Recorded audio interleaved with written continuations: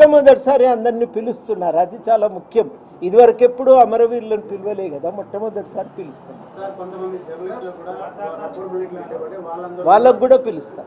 లిస్టులు ఏమన్నా మేము ఇస్తున్నాము, ఉన్న కాడికి లేనివి ఏమన్నా ఉంటే పేర్లు మీ దగ్గర తీసుకుంటాం, అది కూడా అందజేస్తాం.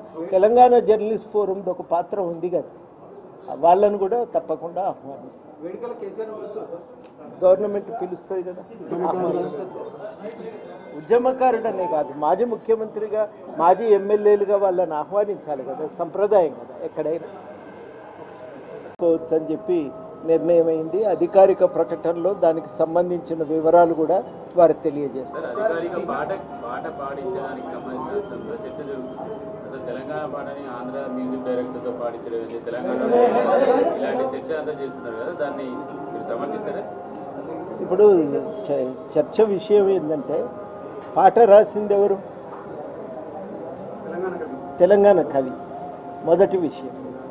రెండోది ఏంటంటే, ఆ పాటకు విశేషమైన ఆదరణ కూడా లభించింది.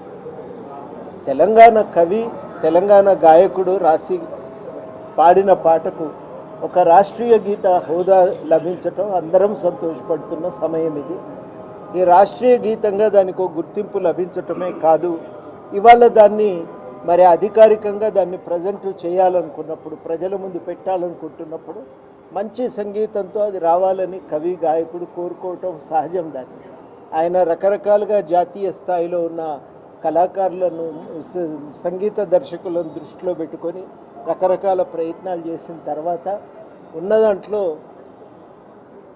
కీరవాణి గారు బాగుంటారని వారు ఒక నిర్ణయం చేసుకోవటం జరిగింది.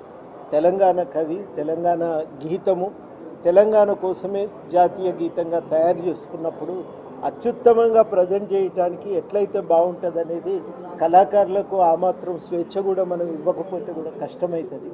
ఆయన ప్రజెంటేషన్ ఎట్లా రావాలనేది ఆయన కొంత వదిలేయాల్సినటువంటి అవసరమే కదా.